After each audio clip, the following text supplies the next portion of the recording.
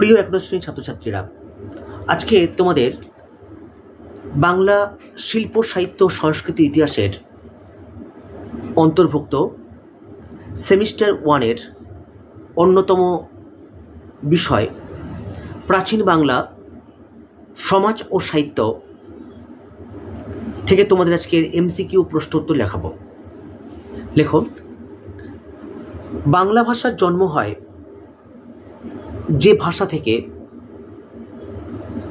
Option নেবে ক সংস্কৃত, খ ছন্দস, গ পালি, ঘ মাগধী অপভ্রংশ অবহট্ট।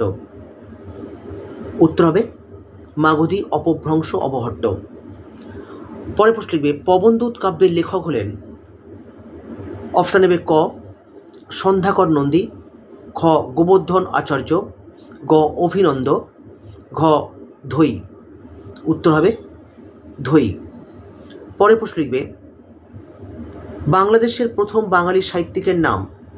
অপশান নেবে ক অভিনন্দ, খ সন্ধ্যাকর নন্দী, গ জয়দেব, ঘ বড়ু চণ্ডীদাস।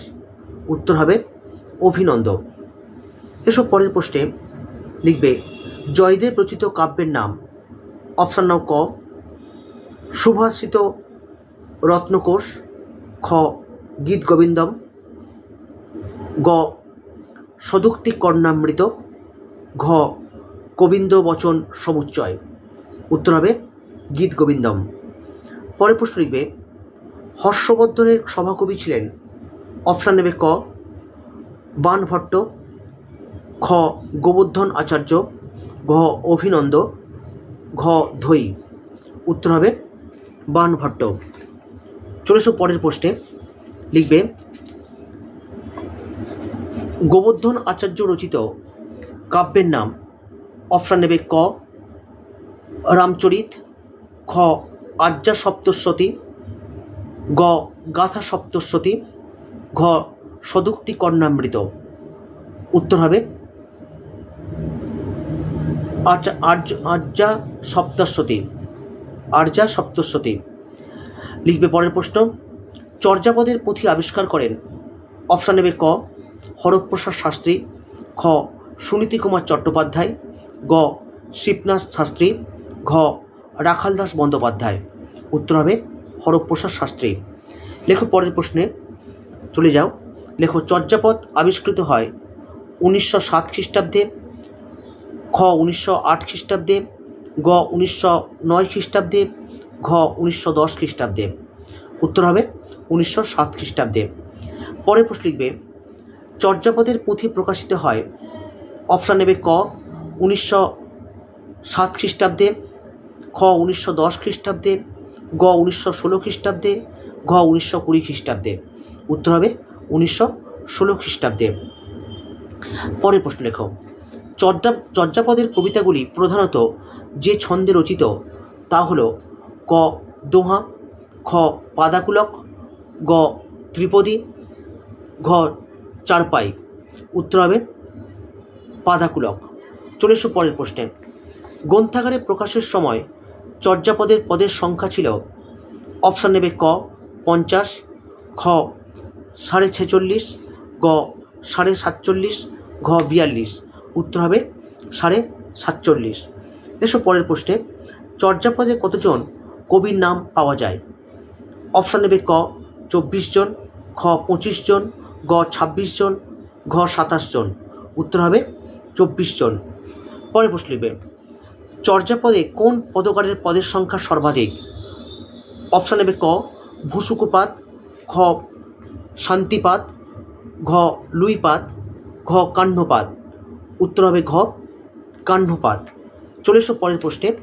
লেখো, চর্যাপদে কোন ধর্মের প্রকাশ ঘটেছে? অপশান নেবে ক শৈব ধর্ম, খ বৌদ্ধ ধর্ম, গ শাক্ত ধর্ম, ঘ নাথ ধর্ম। উত্তর হবে শাক্ত ধর্ম। চলে এসো পরের প্রশ্নে লিখবে, চর্যাপদের পুঁথিটি আবিষ্কৃত হয়? অপশান নেবে ক ডাকার্ণব টিকা থেকে,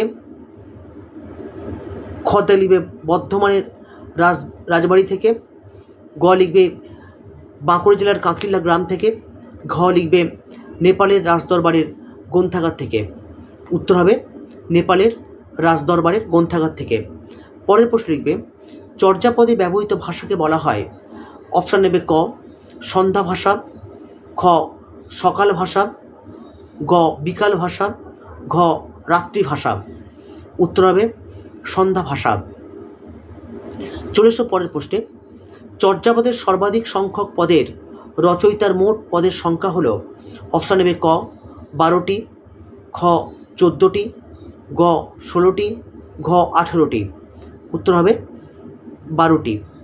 চলে এসো পরের প্রশ্নে। লেখো চর্যাপদের পদকর্তাদের অভিহিত করা হয় যে নামে, অপশান নেবে ক যোগী, খ সিদ্ধাচার্য, গ গোস্বামী, ঘ ভিক্ষুক। উত্তর হবে সিদ্ধাচার্য। পরের প্রশ্ন লিখবে চর্যার তিব্বতী অনুবাদ আবিষ্কার করেন, অপশান নেবে ক প্রবোধচন্দ্র বাগচি, খ হরপ্রসাদ শাস্ত্রী, গ সুনীতি কুমার চট্টোপাধ্যায়, ঘ রামবিলাস পাসোয়ান। উত্তর হবে প্রবোধচন্দ্র বাগচি। চলে এসো পরের প্রশ্নে। চর্যার প্রাচীন পদকর্তা হলেন, অপশান নেবে ক লুইপাদ, খ কান্যপাদ, গ ভূসুকপাদ, ঘ শান্তিপাদ। উত্তর হবে লুইপাদ। চলে এসো পরের প্রশ্নে। চর্যার পদগুলির মূল বিষয় ছিল, অপশান নেবে ক সাধন তত্ত্বের প্রকাশ, খ সমাজচিত্র বর্ণন, গ ঐতিহাসিক তত্ত্ব সরবরাহ, ঘ তাত্ত্বিক দর্শন প্রতিষ্ঠা। উত্তর হবে সাধন তত্ত্বের প্রকাশ। চলে এসো পরের প্রশ্নে। লিখবে সন্ধ্যা শব্দের প্রকৃত অর্থ হল, অপশান নেবে ক সম্যক ধ্যান, খ রাতের বেলা, গ দিনের মধ্যভাগ, ঘ অন্ধকার সময়। উত্তর হবে সম্যক জ্ঞান। পরের প্রশ্ন লিখবে মাগধী অপভ্রংশ প্রচলিত ছিল, অপশান নেবে ক মগধে, খ প্রাচীন বঙ্গদেশে, ঘ রাঢ়বঙ্গে, ঘ গৌড়বঙ্গীয় অঞ্চলে। উত্তর হবে গৌড়বঙ্গীয় অঞ্চলে। পরের প্রশ্ন লিখবে টালোতো মোর ঘর নাহি পরবেশী, হাঁড়িত ভাত নাই নীতিয়া বেশি। পদটির রচয়িতা, অপশান নেবে ক ঢেনঢনপাদ, খ লুইপাদ, গ চাটিলপাদ, ঘ কান্যপাদ। উত্তর হবে ঢেনঢনপাদ। আজকে এই পর্যন্ত। আগামীকাল নতুন কোনো টপিক নিয়ে তোমাদের সামনে উপস্থিত হব। ভালো করে পড়াশোনা করো, ভালো থেকো, আর অবশ্যই ভালো কিছু করার চেষ্টা করো, মন লাগিয়ে পড়াশোনা করো। তোমাদের পাশে আছি। আগামীকাল নতুন কোনো টপিক নিয়ে উপস্থিত হব। চ্যানেলটিতে যারা নতুন এসছো তোমরা চ্যানেলটিকে সাবস্ক্রাইব করো, ভালো লাগলে লাইক করো, বন্ধুদের সঙ্গে শেয়ার করো। আর কী ধরনের প্রশ্ন উত্তর তোমরা জানতে চাইছো সে বিষয়ে তোমরা কমেন্ট সেকশনে তোমাদের সুচিন্তিত মতামত তোমরা কমেন্ট করে জানাতে পারো। তাহলে আজকের এই পর্যন্ত, বিদায় নিচ্ছি। ভালো থেকো, ভালো রেখো, আর অবশ্যই ভালো করে পড়াশোনা করো। Tata, bye bye.